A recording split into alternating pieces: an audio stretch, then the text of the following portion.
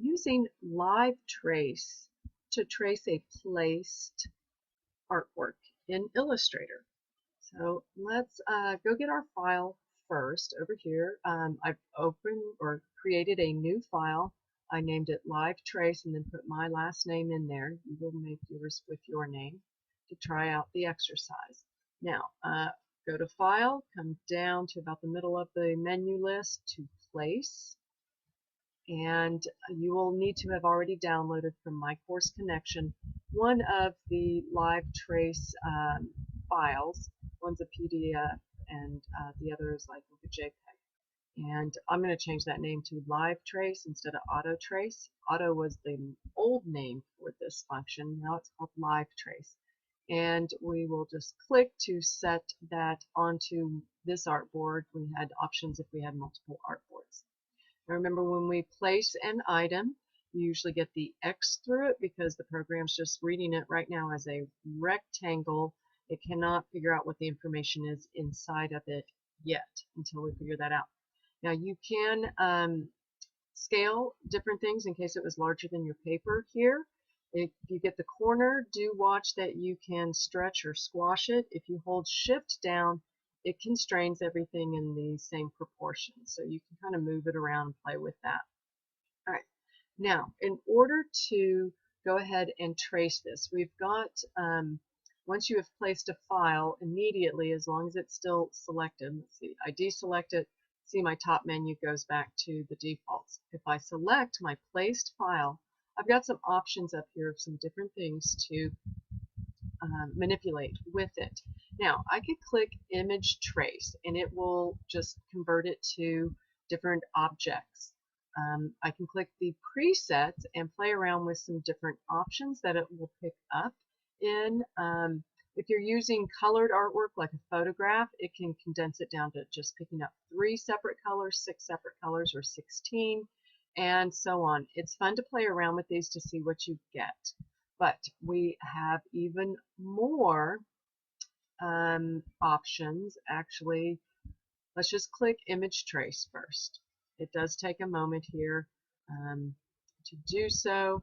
It's going to put it through something here first, real quick.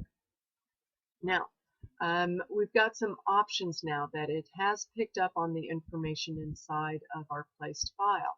If I click this box, I get some control over what I want to do, and I'd actually like to go ahead and do these as outlines. And I'm going to click on that outline, and there we go. It's taking it just a second to catch up with what I want it to do because it's picking up on doing a preview. See the check mark box there. I think it's going to give me a preview before I finally commit by clicking on the trace button. The threshold here is a slider bar that, depending on how dark, let's say, your pencil lines are, it may not pick them up very well, or I can take that up to a higher resolution that it's going to pick up more of those pencil lines. When I bring in line artwork like this, if I have not colored it yet, instead of using just pencil when I take my photograph of it or scan it, I use a black pen. That way I know the computer or the scanner will pick up more of that. And I think I like that.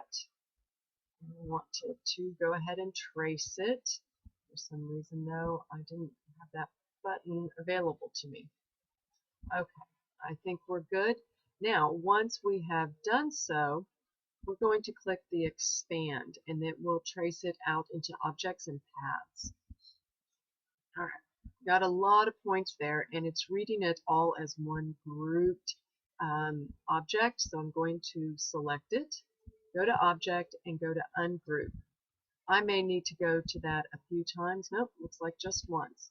And now, when I select something, let's zoom in much closer so we can see what we get.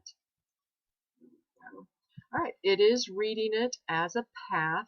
Notice that it picked up on a 2-stroke weight.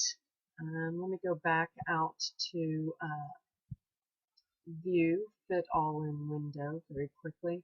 Now, if I just single click, I will only get these small paths. Let's go ahead and get all of it, and I want to go ahead and take it all down to a 0.1, made it a little bit thinner.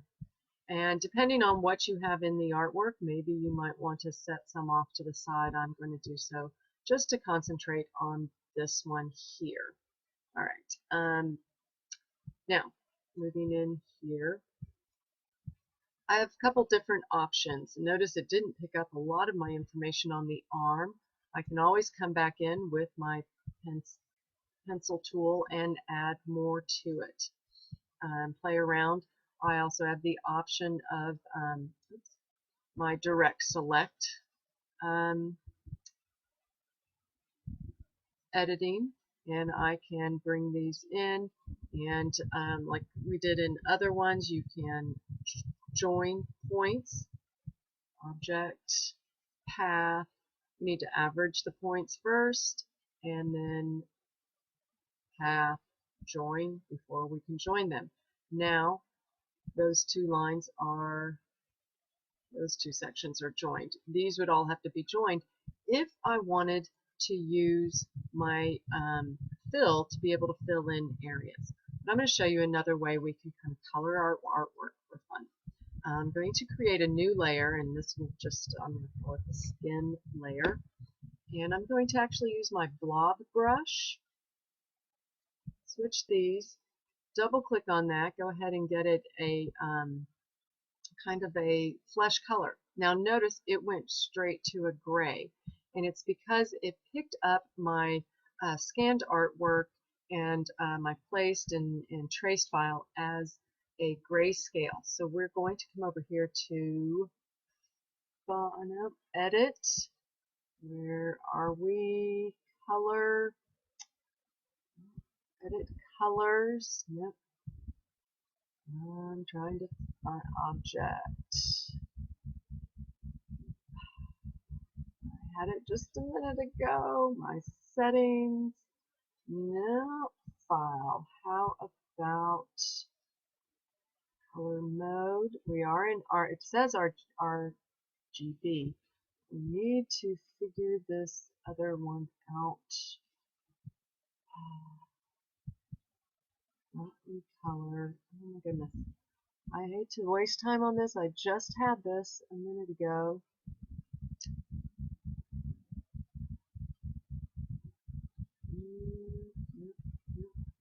Shouldn't be that far over. Document setup.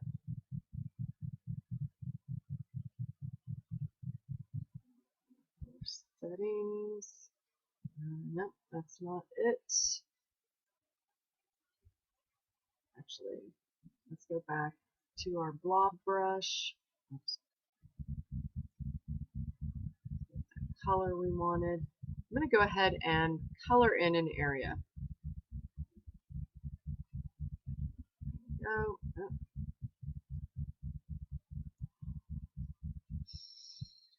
I'm sorry.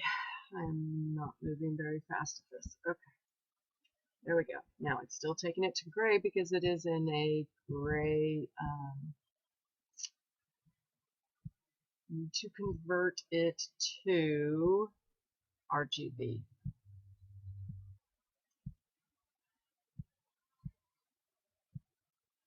It is in RGB. Edit.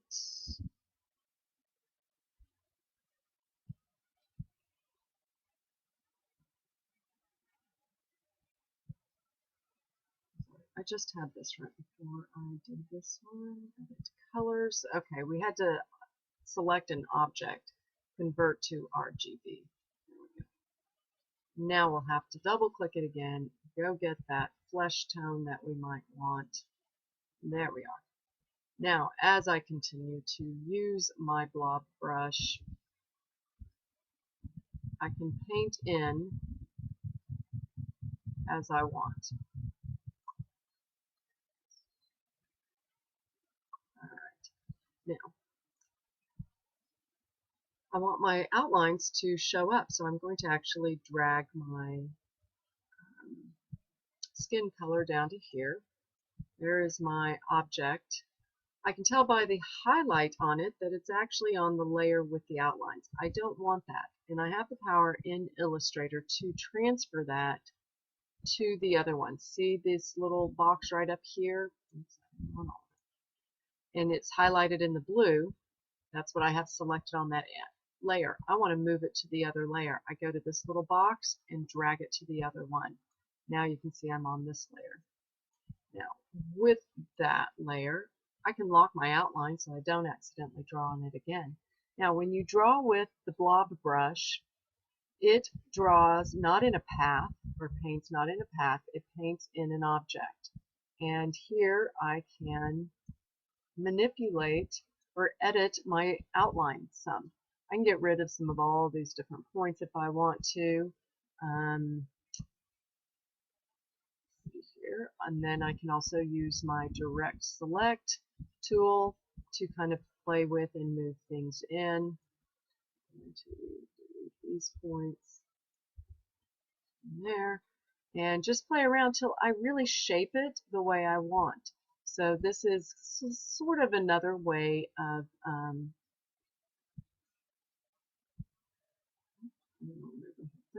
make sure you get only the one point that you intend to. Okay. And then I can edit it all out to shape. You don't need to watch me do that, but you can see that you do have the power to do so. But this is a different method of bringing in and allowing the program to do a lot of the tracing for you rather than you creating the template layer and tracing each individual part. It really just depends on how you want to go about it. When you do go to place your artwork, then when you have those options under there, under Live Trace, you can go to that down menu, try out different ones and see what it picks up on in the imagery and actually converts into the Illustrator file. You get some different looks with the different presets, and then you can go to that other little box that I showed where you can manipulate some of the other options. You'll continue with this until you've painted in your illustration. So for the Adobe Illustrator garment on a posed figure comes from your artwork. You can either use the template layer method or this Live Trace to complete out a whole design. When you go to week 3 and click on that assignment, I will get some examples posted up in there so you'll see what some of them are. And just if you have questions, shoot me what you're working on, email it over to me. I'll take a look at it, give you back any feedback that I might have, and that way you can carry on. Don't wait until the end of week 3 to get started on it, though. Get going on it this weekend. Well, that's what I've got for you now. Have fun playing with it.